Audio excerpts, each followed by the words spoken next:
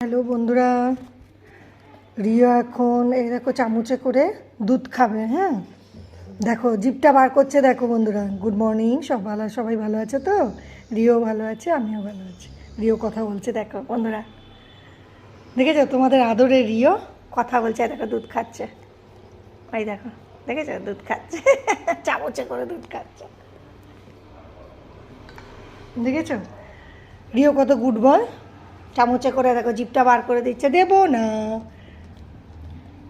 খুব ভালো লাগছে না? চামচে করে দুধ খাচ্ছে ও।